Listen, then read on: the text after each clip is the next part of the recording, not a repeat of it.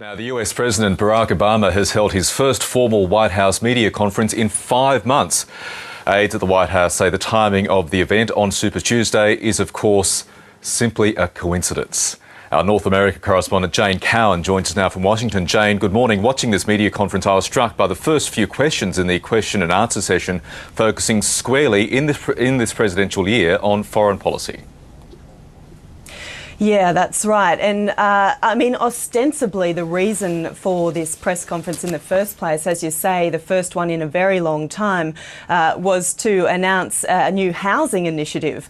Barack Obama said that he would put in place mortgage relief for members of the military.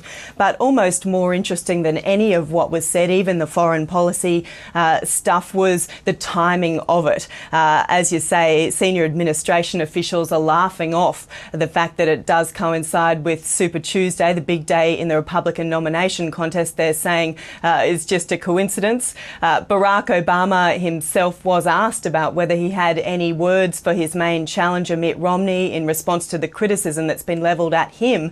And he simply said, "Good luck tonight." Really good luck tonight. That's all he had to say. He wouldn't buy into it. But certainly by having this press conference today of all days, it is sucking airtime from the Republicans and really cutting into headlines that would ordinarily belong to them. And Barack Obama actually did a similar thing last week when the Republican Party was staging its primary in Michigan and Arizona, where the White House had the president deliver a very fiery campaign-style speech to a union gathering of auto workers, which also took some of the attention from his Republican challengers. But let's have a listen to some of what Barack Obama said today when he was particularly asked about his stance on Iran's nuclear ambitions, Michael, and he contrasted his approach with how the Republican challengers have been coming at this issue. This is not a game. There's nothing casual about it.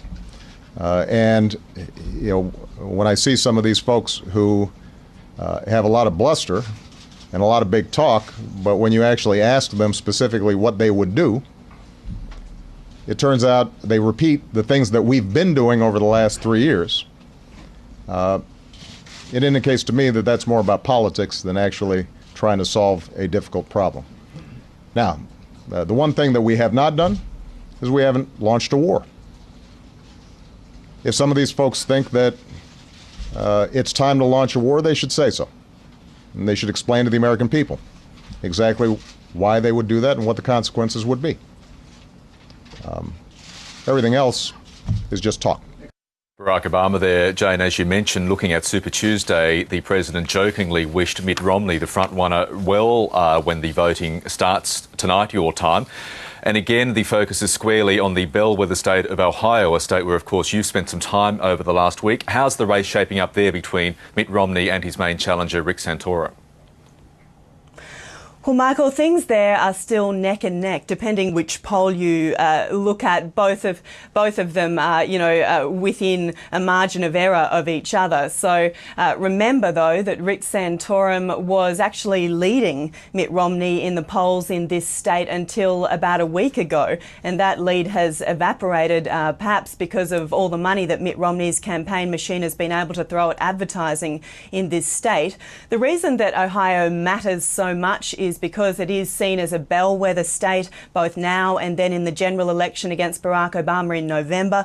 Ohio has a history of picking not only Republican nominees, but also future presidents. It's also important because it does offer this demographic cross-section where it combines evangelist Christians with blue-collar workers, this critical constituency that typically has gone to Republicans that Barack Obama has trouble winning over.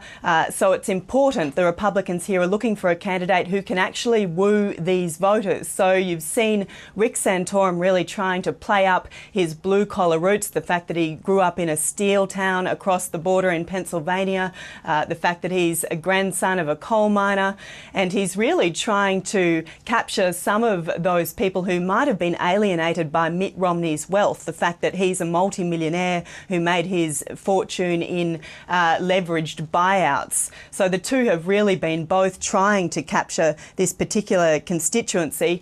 And Ohio is offering a breakthrough moment for Mitt Romney, but it's also being described as an Elvis Presley moment for Rick Santorum, in the sense that it's now or never for his candidacy, just like the song. I could come up with various lines on that, Jane, but I'll leave it. Just finally, though, the Republican establishment must be dearly hoping that either Mitt Romney seals the deal tonight, or Rick Santorum shows that he has the wherewithal to win this nomination. They just simply want this wrapped up, don't they?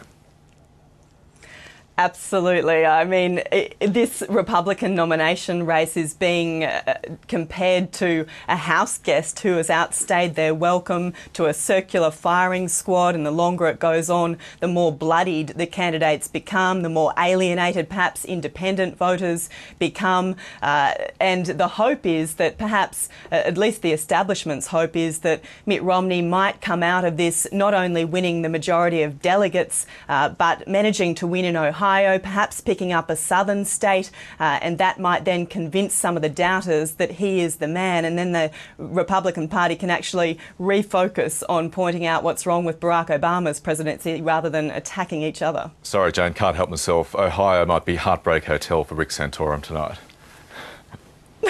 You had to get it in there, didn't you? I had to get in there. Thank you very much for the update this morning, Jane Cowan in Washington.